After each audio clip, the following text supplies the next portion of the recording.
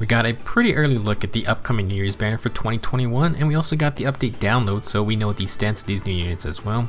For the New Year's Omega banner, we're getting festival alts for Kaden, Velouria, Plumeria, and Duo Peony and Triandra.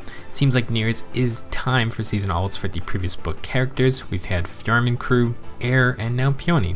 I suppose if you already like Regan, then good chances she'll be here in 1 year's time. Now we'll be going over the stats and skills for each of these units, plus talk about some build ideas and playstyles. For this banner, the 4-star focus unit is Kaden, but there is another surprise you should know about. For this New Year's banner, we're actually getting an 8-man banner featuring this year's and last year's New Year's units. The normal 3% focus rate is getting bumped up to 6%, and the non-focus rate is set to 2%.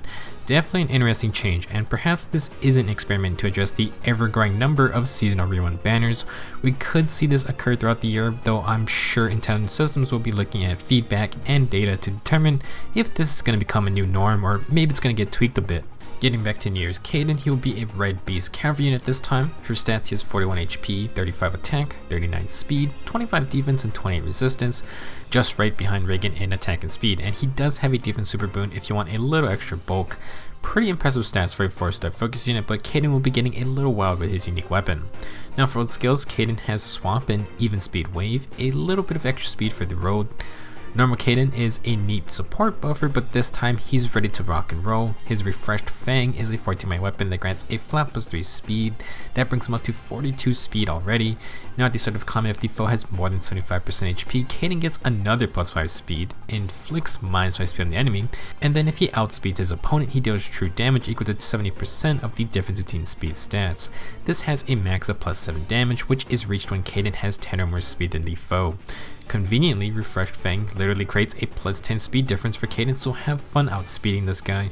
He also has the Cavalry Beast transformation bonus, which is a mini impact ability. Basically, when transformed, if Kaden initiates combat, he inflicts -4 attack and defense and prevents a follow-up attack. Kaden's going to be one annoying attacker since he's incredibly fast while also having a fall prevention skill. His weapon works at any time against a healthy foe, so even if you initiate first, you need a really fast unit if you want to double him without a follow-up skill off of some kind. Now, Kaden brings a new inheritable skill, Attack and Defense Snag 3. If a movement assist skill is used by unit or target's unit, inflicts -6 attack and defense on nearest foes within 4 spaces of both unit and target ally through their next actions. Now, this is a very rare skill line, only having 2 variants on this year's past summer units. It's only usable by cavalry and flyers, so Kaden being a 4-star focus means this will probably be the easiest way to snag this debuffing skill. Do note that the debuff emits from both the user and the targeted ally, so you can debuff 2 separate enemies if they are each nearest to either the unit or the ally. Not exactly an easy tactic to make use of unless you're surrounded, but it is possible. Snag debuffs are interesting if you smite an ally forward, but link buffs also exist and you know what you're getting with those. It would be neat to combo link and snag skills, but that's currently not possible. Now, for a 4-star focus unit, getting a unique weapon is pretty sweet. Refreshed Fang is also pretty dang good since Kaden basically gets +10 speed and he deals extra damage if he wins the speed check. Ideally, you want him to initiate while transformed for max effectiveness, so Kaden definitely wants skills like Swift Sparrow or Attack and Speed Solo. You may even want a non-speed based skill if you think it's overkill. Now, according to the data mine, the upcoming Tempest Trials Sacred Seals include Attack and Speed Solo 3. Not officially confirmed just yet as I'm making this video, but dang, that is just insane.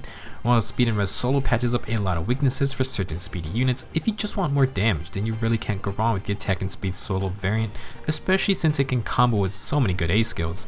If he's transformed, Kaden can definitely get away with the extra damage since he should be incredibly hard to double back.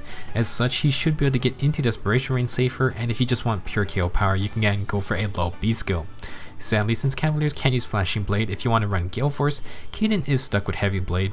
The Cavalry Beast bonus does inflict -4 attack on the enemy, and Kaden's attack isn't super low, but obviously has a really strong speed advantage thanks to his weapon. Overall, Years Kaden is a pure speed demon. He just has to fight a healthy foe to get a +10 speed advantage, and he is true damage based on having more speed than the enemy. Very scary initiator, especially when transformed. Very impressive 4-star focus unit. Next we have Years Velouria. This time she will be a blue infantry beast unit with 41 HP, 38 attack, 40 speed, 34 defense, 23 resistance. Very nice stat line with a speed super boon. We don't have a crazy amount of fast blue infantry units, and Velouria is only behind Ninja Navarre and Legendary Dimitri. She'll definitely be a nice unit for a multitude of situations. Now for out skills, Velouria has Soul as her special for extra healing. She then comes with Distant Counter and No Follow-Up 3. almost following Nyla's kit, and you can grab both of these skills in full. Years Velouria does sort of stick to her original form with her renewed Fang.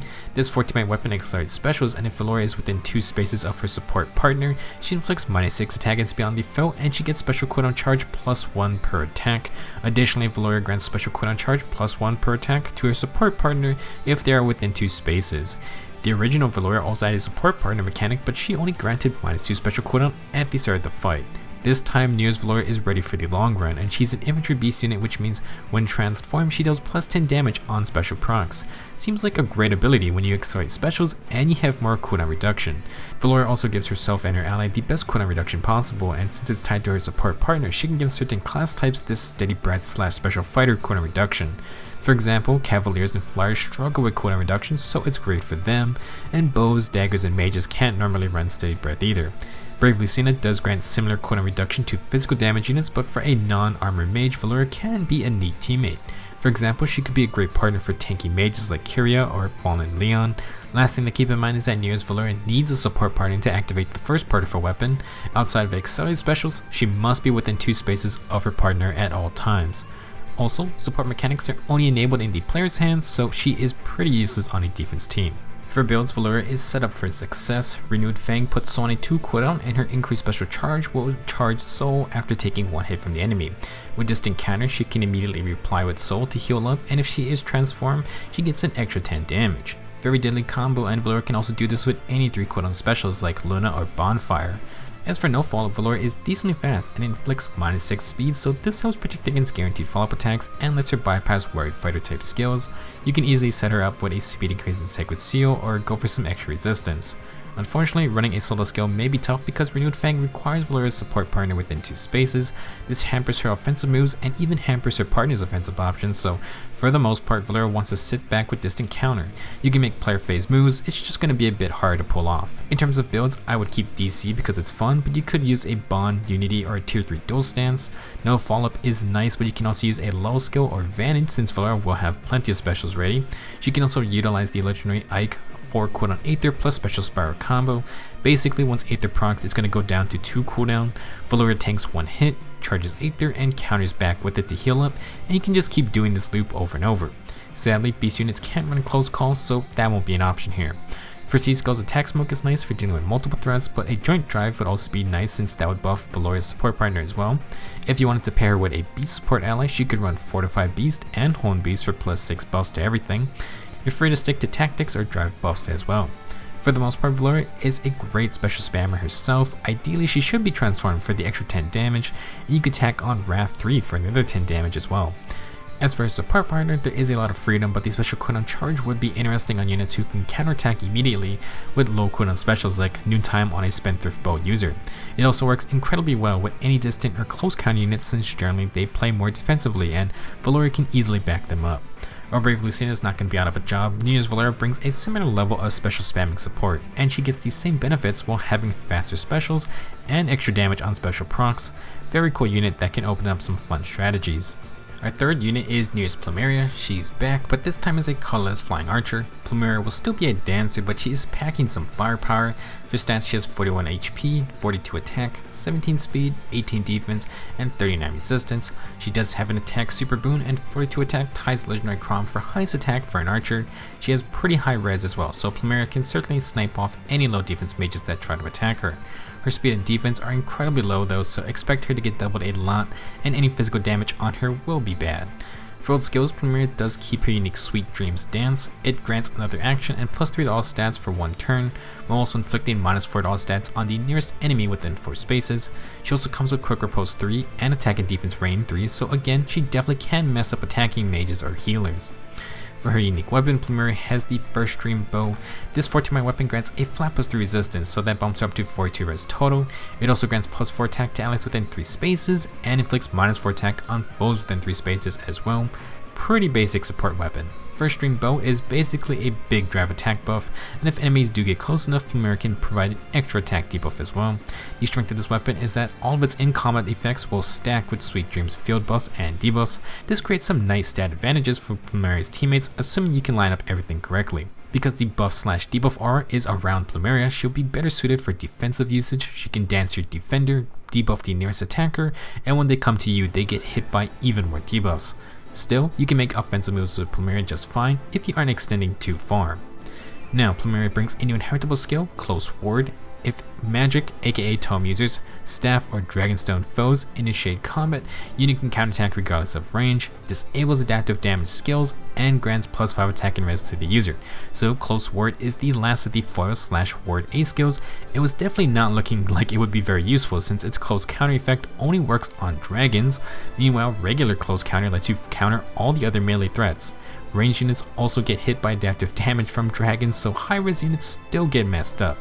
To help make Close Ward better, they decided to let it disable adaptive damage, so at the very least it's a decent option for high res units. This way they can tank mages, healers, and dragons. It only works on the enemy phase, so be aware it's very much for enemy phase tanks. However, if you don't want to run Mystic Boost, this is an option. Somehow Oliver's Refine is again a relevant example. It grants +10 attack and res, which does not patch up his low defense stat. However, if you wanted, you could use Close Ward on him to just make him a super res tank. Definitely won't be a skill you see on many units, but it can serve a purpose. Years Plumeria will largely be similar to her regular form because she is still a dancer and her weapon is a pure support weapon. She's kitted out to be a decent anti-magic dancer though.